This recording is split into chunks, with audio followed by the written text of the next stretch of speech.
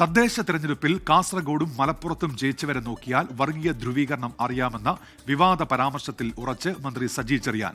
പറഞ്ഞത് യാഥാർത്ഥ്യമെന്നും പ്രസ്താവന വളച്ചൊടിച്ചു എന്നുമാണ് സജി ചെറിയാന്റെ വിശദീകരണം. മതേതരത്വം പറയുമ്പോൾ സ്വാഭാവികമായിട്ടും ഞങ്ങൾക്ക് അവിടെ ജയിക്കണ്ടേ, ഒരു സീറ്റ് ജയിക്കണ്ടേ. ഞങ്ങൾ ജയിക്കാഞ്ഞപ്പോൾ അവിടെ ജയിച്ചത് ലീഗിന്റെ പിന്തുണയോടുകൂടി കോൺഗ്രസ് ആണെന്ന് ഞാൻ പറഞ്ഞല്ലേ, ലീഗാണ് ജയിച്ചത്. അപ്പോൾ വർഗീയതയോട് സമരസപ്പെട്ടു പോകുന്ന സമീപനം ഒറ്റപ്പെട്ട സ്ഥലങ്ങളിൽ നടക്കുന്നു, അല്ലെ വളർന്നു വരുന്നു എന്ന ഒരു കാഴ്ചപ്പാടിനാണ് ഞാൻ വെച്ചത്. അത് ചർച്ച ചെയ്യപ്പെടാം, അത് ചർച്ച ചെയ്യേണ്ട ഇല്ലെങ്കിൽ ചർച്ച ചെയ്യേണ്ട, അത് വേറൊരു വിധത്തിൽ ടെസ്റ്റ് ചെയ്യേണ്ട. ഞാൻ ഏതെങ്കിലും ഞാൻ അങ്ങേറ്റം മതേതരവാദിയാണ്. ഞാൻ ഈ കേരളത്തിൽ ഭൂരിപക്ഷ വർഗീയത ന്യൂനപക്ഷ വർഗീയത അങ്ങേറ്റം എതിർക്കുന്ന ആളാണ്. നിഷ്പക്ഷമായി ജനങ്ങൾ ഏകോദര സമരങ്ങളെപ്പോൾ ജീവിക്കണം. ഇവിടുത്തെ ഹിന്ദുവിനും മുസൽമാനും ക്രിസ്ത്യാനിക്കും സമാധാനത്തോടെ കേരളത്തിൽ ജീവിക്കണം. ആ ജീവിക്കാൻ കഴിയുന്ന ഒരു അന്തരീക്ഷത്തെ ദുർബലപ്പെടുത്തുന്ന തരത്തിലുള്ള ഇടപെടി BJPയുടെ ഭാഗത്തു നിന്നോ അല്ലെ സംഘപരിവാറിന്റെ ഭാഗത്തു നിന്നോ അല്ലെ ലീഗിന്റെ ഭാഗത്തു നിന്നോ അല്ലെ ജമാഅത്തിന്റെ ഇസ്ലാമിന്റെ ഭാഗത്തു നിന്നോ വരുന്നു. അത് അപകടമാണെന്നാണ് ഞാൻ പറയുന്നത്. വർഗീയ പരാമർശത്തിൽ സജി ചെറിയാനെതിരെ വ്യാപക പ്രതിഷേധം. കേരള ചരിത്രത്തിൽ ഒരു മന്ത്രിയും നടത്താത്ത പരാമർശമാണ് സജി ചെറിയാൻ നടത്തിയത് എന്ന് പ്രതിപക്ഷ നേതാവ്. എത്ര ആവൽക്കരവും അപകടകരവുമായ വർഗീയ വിദ്വേഷമുണ്ടാക്കുന്നതിനുള്ള പ്രസ്താവനയാണ് ഭരണഘടനാ പ്രകാരം സത്യപ്രതിജ്ഞ ചെയ്ത് അധികാരത്തിലേറിയ ഒരു മന്ത്രി ചെയ്തിരിക്കുന്നത്.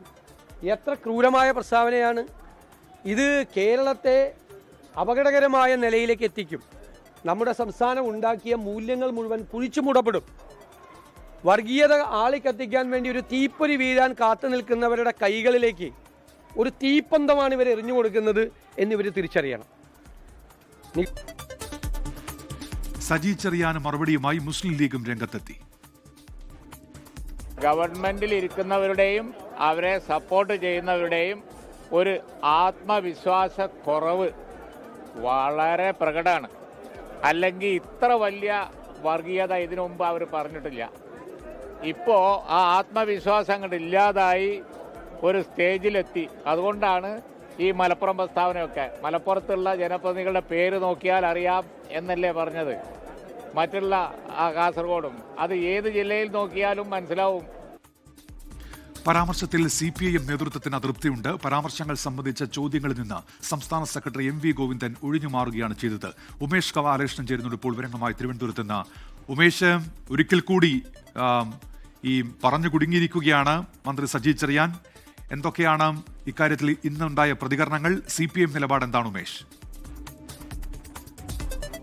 ഉന്മേഷ, സജി ചെറിയാന്റെ പ്രസ്താവനയിൽ കടുത്ത അതൃപ്തിയിലാണ് CPM. ഇത് ന്യായീകരിക്കാനോ തള്ളാനോ കഴിയാത്ത അവസ്ഥയിൽ CPM തുടരുകയാണ്. അതുകൊണ്ട് തന്നെയാണ് മാധ്യമപ്രവർത്തകരുടെ ചോദ്യത്തിൽ നിന്ന് സംസ്ഥാന സെക്രട്ടറി MV ഗോവിന്ദനെ ഒഴിഞ്ഞു മാറിയത്. സാധാരണഗതിയിൽ എന്ത് വിഷയത്തിലും കൃത്യമായ പ്രതികരണങ്ങൾ നടത്തുന്ന ആളാണ് MV ഗോവിന്ദൻ. പക്ഷേ ഈ വിഷയത്തിൽ തുടർ പ്രതികരണങ്ങൾ നടത്തേണ്ടതില്ല എന്നുള്ള ഒരു നിലപാടിലേക്ക് CPM എത്തിയെന്ന് മനസ്സിലാക്കുന്നു. എന്തായാലും ഇതുമായി ബന്ധപ്പെട്ട് ഒരുപക്ഷെ മന്ത്രി സജി ചെറിയാന്റെ ആദ്യ പ്രസ്താവന, അതായത് മലപ്പുറത്തും കാസർഗോഡും വിജയിച്ചവരുടെ തദ്ദേശ സ്വയംഭരണ തെരഞ്ഞെടുപ്പിൽ വിജയിച്ചവരുടെ പേര് നോക്കിയാൽ വർഗീയ ധ്രുവീകരണം എന്തെന്ന് മനസ്സിലാകുമെന്നുള്ള അർത്ഥം വെച്ചുള്ള ഒരു വിഭാഗത്തെ മാത്രം ലക്ഷ്യം വെച്ചുകൊണ്ടുള്ള ആ പ്രസ്താവന, അത് ഒരുപക്ഷെ അദ്ദേഹം തിരുത്തുമെന്നായിരുന്നു കരുതിയിരുന്നത്. പക്ഷെ അതും തിരുത്താതെ അത് കുറച്ചുകൂടി കടുപ്പിച്ചുകൊണ്ട് അതേ നിലപാട് ആവർത്തിച്ചുകൊണ്ടാണ് വീണ്ടും മാധ്യമങ്ങളെ കണ്ടപ്പോൾ സജി ചെറിയാൻ പ്രതികരിച്ചത്.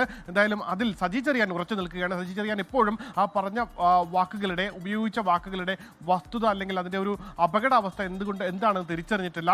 ഒരു വോട്ട് ചെയ്ത ഓരോ വോട്ടർമാർ ഒരു നാട്ടിലെ ജനപ്രതിനിധിയെ തെരഞ്ഞെടുക്കുമ്പോൾ ആ ജനപ്രതിനിധിയുടെ പേര് നോക്കി വർഗീയ ധ്രുവീകരണം തീരുമാനിക്കാമെന്ന അപകടകരമായ ഒരു പ്രസ്താവന എന്തായാലും സജി ചെറിയാൻ നടത്തിയിരിക്കുന്നു. പ്രതിപക്ഷം അത് വലിയൊരു ആയുധമായി തന്നെ എടുക്കുകയാണ്. നേരത്തെ AK ബാലന്റെ പ്രസ്താവന, ജമാഅത്തെ ഇസ്ലാമിക്കെതിരെയുള്ള പ്രസ്താവന വന്നപ്പോഴും രൂക്ഷമായ പ്രതികരണം പ്രതിപക്ഷം നടത്തിയിരുന്നു. സമാനമായി ഇതൊരു ആയുധമായി എടുത്ത് പ്രതിപക്ഷം സർക്കാരിനെതിരെയുള്ള വിമർശനമായി മുന്നോട്ട് കൊണ്ടുപോവുകയാണ്. ശരി, ഉമേഷ് ബാലകൃഷ്ണനാണ് വിവരങ്ങൾ നൽകുന്നത്. ലോകത്തെവിടെയായാലും ഏത് സമയത്തും 24 വാർത്തകളും ഓഗ്മെന്റഡ് റിയാലിറ്റി പാക്കേജുകളും എക്സ്പ്ലെയിനറുകളും വിശദമായി കാണാൻ ഞങ്ങളുടെ YouTube ചാനൽ നിങ്ങൾക്ക് സബ്സ്ക്രൈബ് ചെയ്യാം.